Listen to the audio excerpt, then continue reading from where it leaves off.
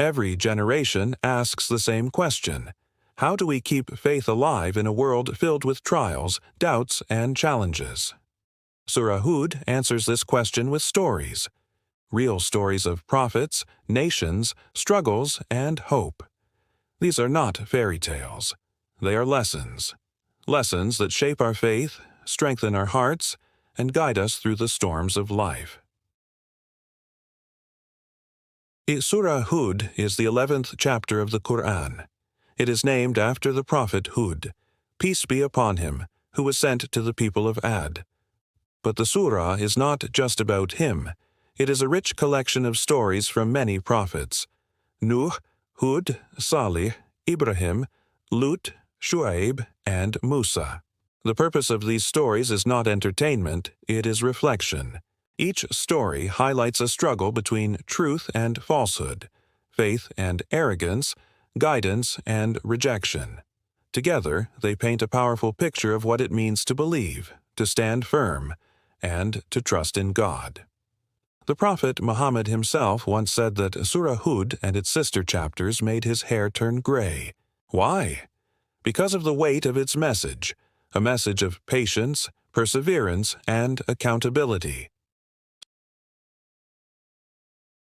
The surah begins with the story of Nuh, or Noah. He preached for centuries, yet only a handful of people believed. Imagine the loneliness of calling your people to truth, year after year, while facing mockery, rejection, and isolation. But Nuh remained steadfast. He built the ark as God commanded, even while people laughed at him. In the end, those who rejected drowned, and those who believed were saved. The lesson? Faith is not measured by popularity. Truth is not determined by numbers. Sometimes the majority may be wrong, and the faithful few are the ones who carry light for humanity. Then comes Prophet Hud, sent to the mighty people of Ad. They were powerful, wealthy, and arrogant. They built great structures and thought nothing could destroy them. Hud reminded them that true strength comes from God, but they rejected him, calling him foolish and weak. Their arrogance led to their downfall, as a devastating wind wiped out their civilization. The lesson here is clear. Pride destroys, but humility saves. A nation that forgets its dependence on God, no matter how powerful, will eventually crumble. Next is Prophet Salih and his people, Thamud. They demanded a miracle, and God sent them a she-camel as a test. Instead of respecting it, they killed it in defiance. The punishment was swift. Their arrogance blinded them from seeing the sign of God right in front of their eyes. The lesson: signs are everywhere, but if our hearts are closed, no miracle will be enough.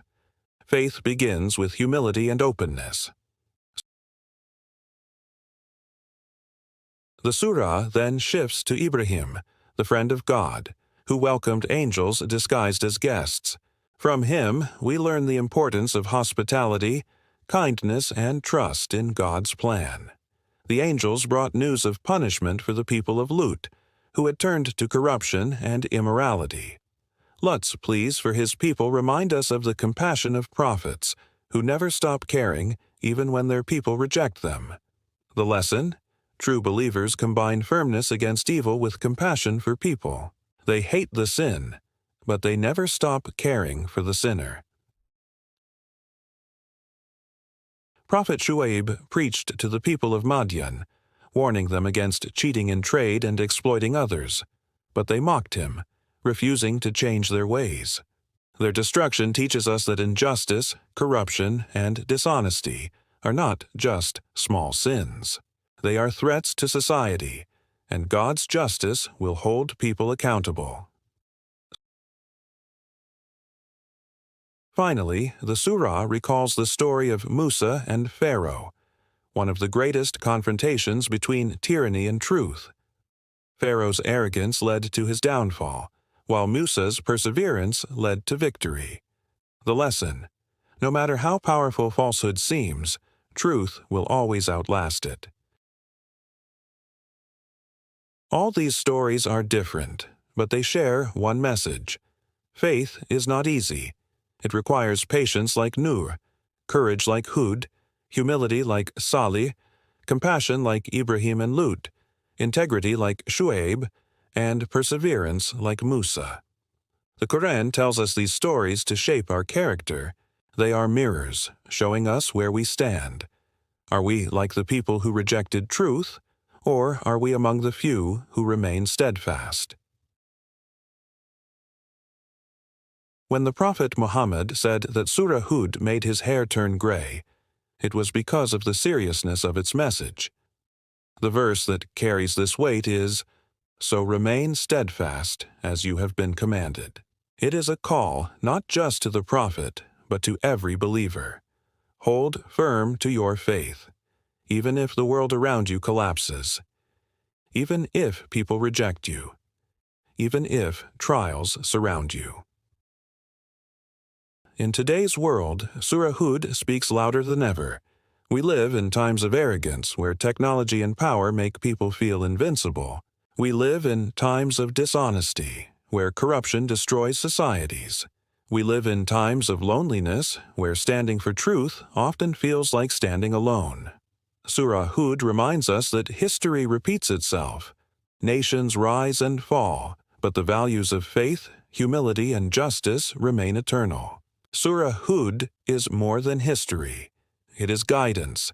It tells us that no matter how strong falsehood appears, truth endures. No matter how lonely we feel, we are not alone.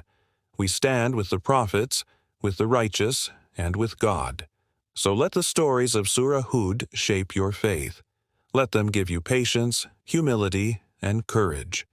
And remember the verse that made the prophet's hair turn gray.